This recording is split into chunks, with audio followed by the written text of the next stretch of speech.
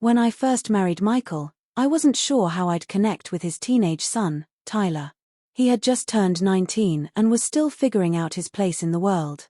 He was polite enough, never disrespectful, but there was a gap between us, not just age, but understanding. I didn't want to force a bond, but I hoped over time we'd build some trust.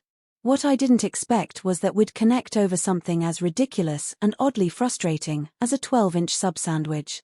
It all started on a Saturday afternoon.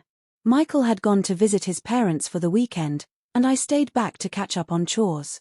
Tyler had just come back from his part-time job at the hardware store, all sweaty and looking annoyed. I was in the kitchen trying to fix a stuck cabinet drawer when he came in, flopped onto the couch, and groaned like the world had betrayed him. "You okay, Tyler?" I asked, keeping my voice casual. He sat up and looked at me, his brown hair flopping over one eye. "Do you know how hard it is to eat a 12-inch meatball sub when your car's cup holder is broken, your lunch break is only 15 minutes, and the sub literally falls apart in your hands like a science experiment gone wrong?" I blinked. No. That's oddly specific." "It was a disaster," he sighed, rubbing his forehead. "The bread got soggy. The sauce leaked. The napkins didn't help. I ended up with marinara all over my shirt, and I swear Mr. Barnes is never going to stop teasing me." I tried not to laugh but failed. "So, the 12-inch problem is a sandwich?" "Yes," he deadpanned. "A very messy, oversized sandwich. And I have to eat it every Saturday because it's the only special they have. Why not just get a 6-inch one? Because it's the same price. Why would I pay for half the food?" That was classic Tyler logic. I offered him a towel and a bottle of water and told him to clean up while I figured something out. Part of me was still chuckling, but I realized this might be my opening a silly, harmless issue I could help him solve. The next day, I went online and looked up how to make mess-free subs. I even found a video tutorial from some gourmet food blogger showing how to wrap them with parchment paper and foil like pros do in food trucks. Then I went out, bought all the ingredients, fresh hoagie rolls, homemade meatballs, provolone cheese, and a jar of the thickest marinara sauce I could find. When Tyler came back from work the following Saturday, he found me in the kitchen with a tray of homemade subs wrapped perfectly and ready to go. He raised an eyebrow. "What's this?" "Your 12-inch problem. Solved." He laughed, actually laughed, which was rare. "Wait, you made these?" "I did. And they're wrapped up so nothing spills. You can eat them one-handed if you need to." He picked one up, inspected it like it was made of gold, and took a bite. The expression on his face was priceless. "Okay, wow," he said, chewing. "This is legit amazing." We sat down and ate together, and for the first time, it felt like we were more than just stepmother and stepson. We were real people, connecting over a silly issue that became an inside joke. After that, the 12-inch problem became our thing. Every weekend, we tried to outdo ourselves experimenting with flavors, sauces, types of bread. We even made a game out of rating our creations on a 10-point scale. Michael, once skeptical, joined in and became our unofficial judge. Tyler started opening up more, talking about school, his part-time job, his plans to study engineering.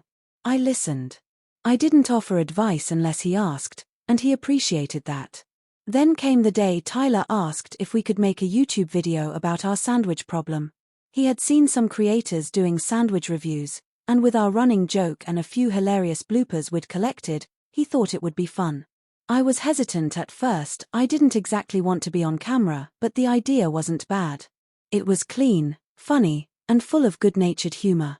So we set up his phone on a tripod, cleared the kitchen table, and hit record. Our first video was called How a 12-inch Meatball Sub Destroyed My Shirt.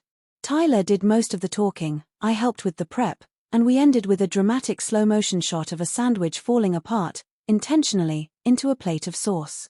It was ridiculous, and viewers loved it.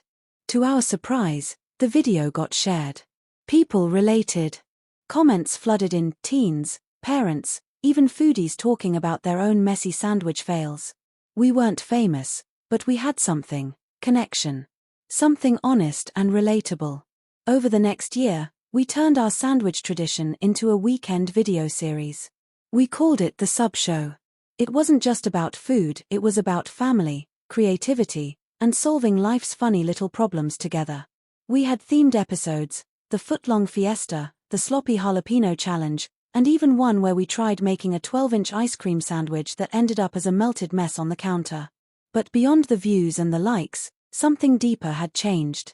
Tyler and I had built something real. Our trust grew. When he had a hard day, he didn't just shut his door, he came to the kitchen and asked if we could cook. When I had a tough week, he offered to clean or edit the video himself. We became partners in this quirky journey. One rainy evening, almost a year after the first sandwich disaster, he turned to me while editing a video and said, "You know, I'm glad we had that stupid 12-inch problem." I looked at him, confused. Why? Because it gave me a mom. A real one. I was stunned. I'd never tried to replace his mother, I respected their history, always did. But hearing that from him meant everything. I smiled, my voice catching a little. "Well, I'm glad that sandwich ruined your shirt."